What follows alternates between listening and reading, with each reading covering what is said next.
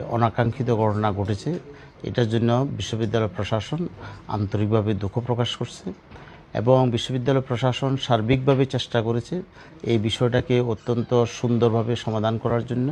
কিন্তু বিভিন্ন স্টেক হোল্ডারের কারণে বিভিন্নভাবে ছাত্ররা এবং এলাকাবাসী উত্তেজিত হওয়ার কারণে পরিস্থিতিটা আমাদের নিয়ন্ত্রণের বাইরে চলে যায়।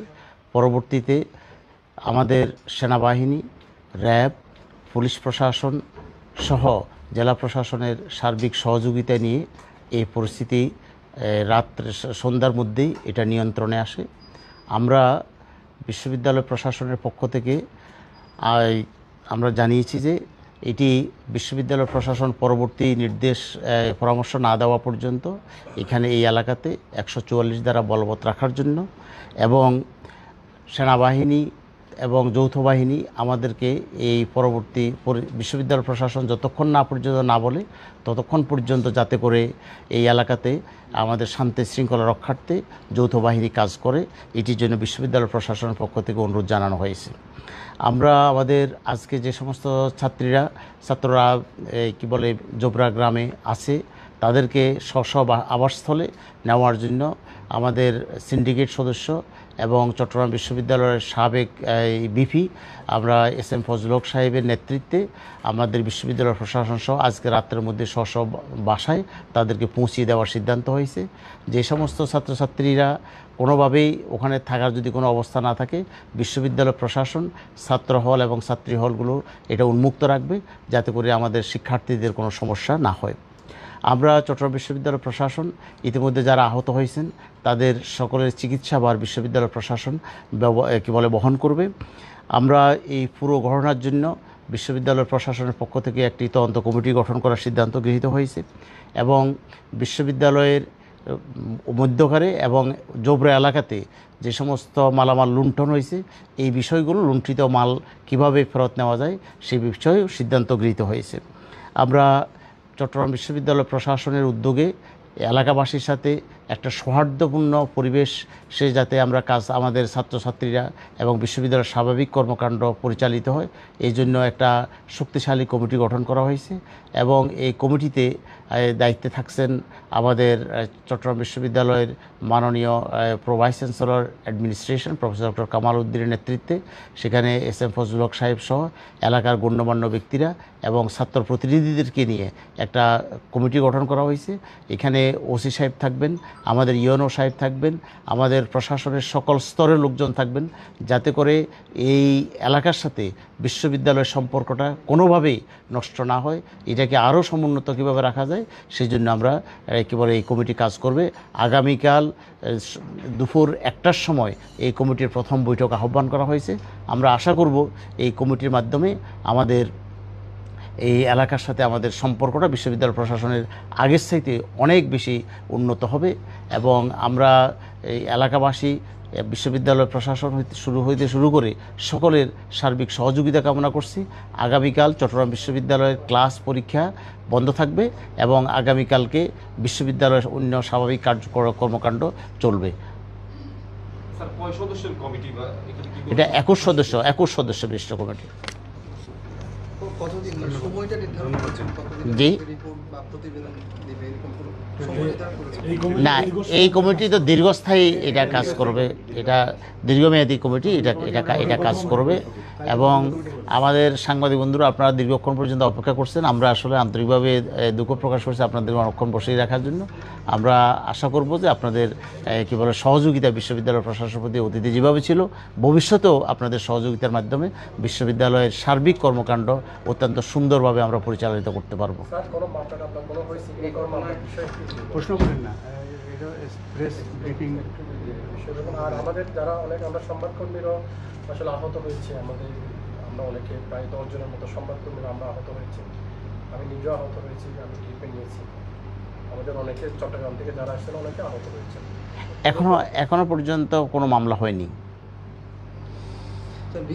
আপনি যদি একটু বলতেন যে আজকে আমি আর দুপুরে একটু শামীম স্যার থেকে জানতে চাই স্যার, বিশ্ববিদ্যালয়ে কতজন শিক্ষার্থী কিংবা আপনাদের আমরা দেখেছি প্রভিসি স্যার, প্রফেসর স্যার আহত হয়েছে। টোটাল কতজন আহত হয়েছেন? এবং এই যে আমরা দেখেছি গতকাল রাত এবং আজকে সকাল 11:30 থেকে যে সংঘর্ষের ঘটনা ঘটেছে, আমরা 4টার দিকে বিশ্ববিদ্যালয়ে সেনাবাহিনী, পুলিশ, অন্যান্য বাহিনীকে ঢুকতে দেখেছি।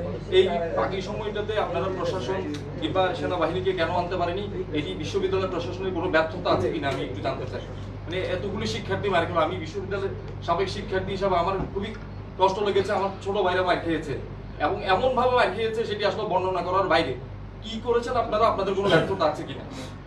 আমরা আসলে কি বলে সকাল থেকেই আমরা পুলিশ প্রশাসনের সাথে যোগাযোগ করেছি আজকে, এবং পুলিশ প্রশাসন আসলে সকালবেলা ওনাদের জনবল না থাকার কারণে আমাদেরকে পর্যাপ্ত পরিমাণ লোক দিতে পারেননি। তারপর সেনাবাহিনীর সাথে আমরা যোগাযোগ করেছি, সেনাবাহিনীও পর্যাপ্ত পরিমাণে একজন পুলিশ সদস্য আসেননি। আপনি চারজন পুলিশ সদস্য ছিল। পুলিশ দিয়ে স্যার এটা করা যায়? আপনি কি থানার মধ্যে 4জন পুলিশ থাকে? এটি স্যার আপনাদের ব্যর্থতা, আপনারা যোগাযোগ করতে পারেননি তাদের সাথে, এটি স্বীকার করেন স্যার। না, আমরা শেষ পর্যন্ত আমি সাংবাদিক হলো, আমি না, বিশ্ববিদ্যালয়ের শিক্ষার্থী। এখানে যখন আমরা সহযোগিতা পাই নাই, শেষ পর্যন্ত আমরা স্বরাষ্ট্র উপদেষ্টার শরণাপন্ন হয়েছি, প্রধান উপদেষ্টার শরণাপন্ন হয়েছি, শিক্ষা উপদেষ্টার শরণাপন্ন হয়েছি। শেষ পর্যন্ত কি বলে স্বরাষ্ট্র উপদেষ্টা এখানে চট্টগ্রাম বিশ্ববিদ্যালয়ে ডেপ্লয় করার জন্য সেনাবাহিনী, আর্মি বলে তার পরবর্তীতে পুলিশ, বিজিবি মোতায়েন করার জন্য সেখান থেকে নির্দেশনা দেওয়ার পরবর্তীতে পাওয়া গেছে। আসলে এটি তো শুধুমাত্র চট্টগ্রাম বিশ্ববিদ্যালয়ের চিত্র নয়, এটা বর্তমানে প্রশাসনের যে অবস্থা, সমগ্র দেশেই পুলিশ বাহিনী নির্বিকার, সেনাবাহিনীকে পাওয়া এটা খুবই এখন কঠিন হয়ে দাঁড়িয়েছে। আমরা আমাদের পক্ষ থেকে সর্বোচ্চ চেষ্টা করেছি। আমাদের উপাচার্য পর্যন্ত সেখানে আহত হয়েছেন, প্রক্টর আহত হয়েছেন, এবং প্রক্টরের অবস্থা, শারীরিক অবস্থা খুব খারাপ।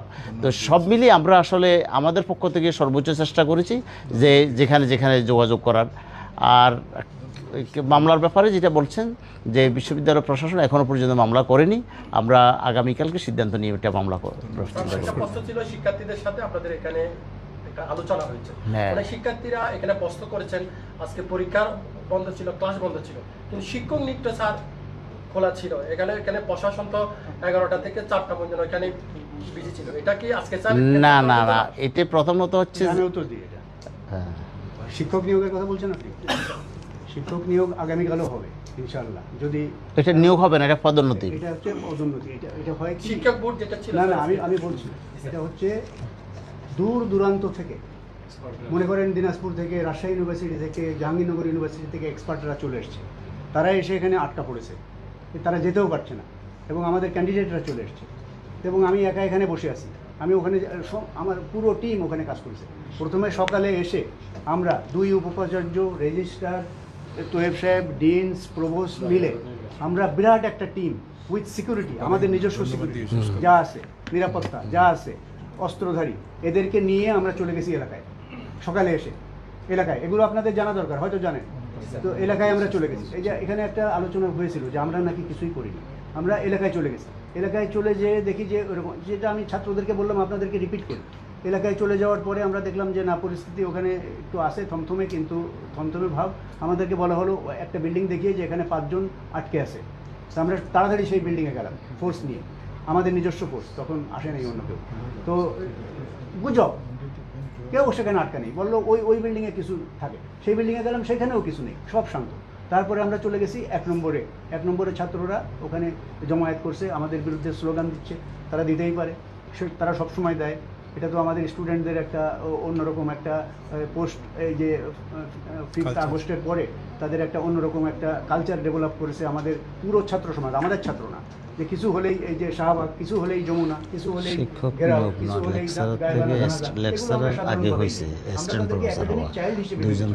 তারা ভুল করতে পারে, কিন্তু আমরা তাদের কল্যাণ করা থেকে তো সরে আসতে পারি না, কারণ আমরা তাদের অভিভাবক। তো আমরা সেইভাবে চিন্তা করি, সেইভাবে দেখি। আপনি দেখেন, এটা আপনি কি জিজ্ঞেস করেছিলেন আমাকে? নিয়োগ। এটা নিয়োগের ব্যাপারটা কালকেও হবে। কেন কালকে হবে? আমি আজকে ক্যান্সেল করতে চেয়েছিলাম, তো আমার পিএস আমাকে জানালো যে রাজশাহী থেকে চলে আসছে, তারা গেস্ট হাউসে এখন অপেক্ষা করছেন, ঘুমাচ্ছেন। তো তাদেরকে যদি আমরা ফেরত দিই তাহলে সেটা একটা অন্যরকম হবে। বিশ্ববিদ্যালয়ের খরচ আছে, এর সাথে অনেক কিছু জড়িত আছে। অনেক ক্যান্ডিডেট দূরের থেকে পরীক্ষা দিতে আসছে, হুরুঙ্গামারি থেকে চলে আসছে, সিলেট থেকে চলে আসছে, তারা প্রার্থী, তারা পরীক্ষা দেবে, কম্পিটিটিভ ঠিক আছে, শেষ পরীক্ষা। করে দিন তো, স্যার ধন্যবাদ। টোটাল কতজন শিক্ষার্থী আহত হয়েছে? এখানে সেটা উনি বলেছেন 4 শতাধিকের মতো আহত হলো, আর এর মধ্যে 4 জনের অবস্থা খুব সংকটাপন্ন এবং তাদেরকে একজনকে ঢাকাতে স্থানান্তর করার জন্য সিদ্ধান্ত হয়েছে, আর অস্ত্রোপচার হচ্ছে 3 জনের চট্টগ্রামে। তো আমি বিশেষ করে কৃতজ্ঞতা জানাতে চাই সংবাদকর্মীদেরকে যে তারা সবসময় চিটাগাং ইউনিভার্সিটির পাশে আছেন। আপনারা এই যে আমরা যে পরিবেশ গড়ে তুলেছি চিটাগাং ইউনিভার্সিটিতে, সবগুলো সরকারি বিশ্ববিদ্যালয়ের মধ্যে তার সবচেয়ে চিটাগাং ইউনিভার্সিটি ভালো চলছে। হার্ভার্ডের এমআইটির স্কলাররা, হার্ভার্ডের চাইনিজ স্কলাররা এসে এখানে সেমিনার দিচ্ছে, এখানে বসবাস করছে। তো এটা আপনাদেরও অবদান আছে, আপনারা তুলে ধরছেন সেটা সুন্দর করে। স্যার তো আমরা আমাদের একটু স্যার একটু ছোট করে একটু বলবেন যে প্রভিসি প্রশাসনিক আমরা অসহায়ত্ব দেখেছি এবং তিনি বলেছেন যে ওখানে গ্রামবাসীদের সাথে ছাত্রলীগের নিষিদ্ধ সকল ছাত্রলীগের নেতাকর্মীরা ঢুকে হামলা চালিয়েছে। আপনাদের তদন্তে এরকম কিছু আসলে আসছে কিনা? আমরা প্রথমত আমরা তদন্ত সহযোগিতা দেরিতে পেলেন কেন? আমরা কোনো তদন্ত করিনি। প্রথমত আমি সকালে ঘুরে আসার পরে আমি টেলিফোন করার চেষ্টা করেছি। হাটহাজারী থানা থেকে আমরা কোনো সহায়তা পাইনি, 1 নম্বর, এবং অন্য সময়ও পাই না। কিন্তু আমি অবাক হয়ে গেছি যে স্বরাষ্ট্র উপদেষ্টার মতো ব্যক্তিত্ব আমার সাথে 4-5 বার কথা বলেছেন, স্বরাষ্ট্র উপদেষ্টার মতো, 1 নম্বর। তারপরে প্রধান উপদেষ্টা, মুখ্য সচিব, মুখ্য সচিবের সাথে প্রধান কথা হয়েছে। উপদেষ্টার মুখ্য সচিব জনাব সিরাজউদ্দিন মিয়া, সিরাজ ভাই, তিনি আমাদের সম্মানিত সিন্ডিকেট মেম্বার, তিনি আমার সাথে 2-3 বার খোঁজ নিয়েছেন। আমি তাদের কাছে কৃতজ্ঞতা জানাই। আমার মতো একটা তুচ্ছ ব্যক্তির অনুরোধে এই সিভিল প্রশাসন যেভাবে পরে সাড়া দিয়েছেন, সামরিক বাহিনী, তারপরে এই যে ডিআইজি, এনএসআই, গোয়েন্দা সংস্থা, প্রত্যেকে সাড়া দিয়েছেন পরবর্তীতে। আমি তাদের প্রতি অত্যন্ত কৃতজ্ঞতা জানাই। আপনাদের একটা ভুল ধারণা আছে, পুলিশ মানেই খারাপ, সেনাবাহিনী মানে খারাপ। ঠিক না, ঠিক না। আমাদের এটা মনে রাখতে হবে যে আমাদের পুলিশ বাহিনী এখনো ঔপনিবেশিক পুলিশ বাহিনী না, আমাদের সেনাবাহিনী পাকিস্তানি সেনাবাহিনী না, আমাদের সেনাবাহিনী দেশপ্রেমিক সেনাবাহিনী। আমাদের চাচা, আপনার ভাই, ও বিদেশ থেকে কেউ আসেনি, কাজেই সেইভাবে তারা আমাদের ভালো করার জন্যে এই যে দায়িত্ব নিয়েছে। এখন আমাদের অপেক্ষা করতে হবে এবং আমরা এই যে কালকে মিটিং ডেকেছি, তারপরে আমরা তদন্ত কমিটি করব, ছাত্রদের জন্য যেটা ভালো হয় সেটা করব।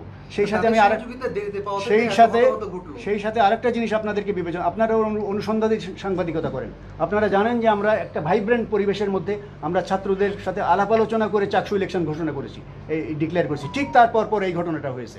কাজেই এখানে নানা রকম চিন্তা করার বিষয় আছে, সেগুলো আমি বলতে চাই না। অনেক ধরনের অনুসন্ধানী সাংবাদিকতা আপনারা করবেন, আমাদেরকে কোন বনা লাগবে, নানা রকম ব্যাপার থাকতে পারে, সেগুলো আমরা বিবেচনা করছি।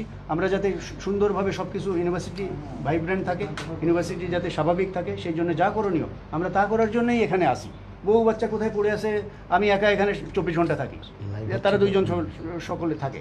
কাজে আমরা ধন্যবাদ জানাতে চাই সিভিল অ্যাডমিনিস্ট্রেশন, পোশাকধারী বাহিনী, র্যাব, যারা যারা এসছেন, আমাদের প্রক্টোরিয়াল টিম, আমাদের অন্যান্য টিম, যারা আমাদের টিম মেম্বার্স, আমাদের সিনেট মেম্বার্স, আমাদের syndicate member S M Fazlul Haque, আমাদের এই যে ডিন সাহেবরা, আমাদের এই প্রত্যেকটা শিক্ষক, এই যারা এখনও হাসপাতালে রয়েছেন আমাদের শিক্ষকরা, সবার কাছে আমি কৃতজ্ঞতা জানাতে চাই পাশে দাঁড়াবার জন্য। সেই সঙ্গে মিডিয়া কর্মী এবং এই যে যারা যারা এই যে স্থানীয় বাসিন্দা, বিশেষ করে এই যে মুরব্বী যারা আসছেন, এই উনি নিয়ে আসছেন, সেই মুরব্বীদের দিয়ে আমরা 21 সদস্য বিশিষ্ট কমিটি করে দিয়েছি, যেটা শুনলেন। সবার কাছে আমি সহযোগিতা চাই। আশা করি আপনাদেরকে পাশে পাবো এবং আমরা পরিবেশ গড়ে তুলব। জি, ধন্যবাদ।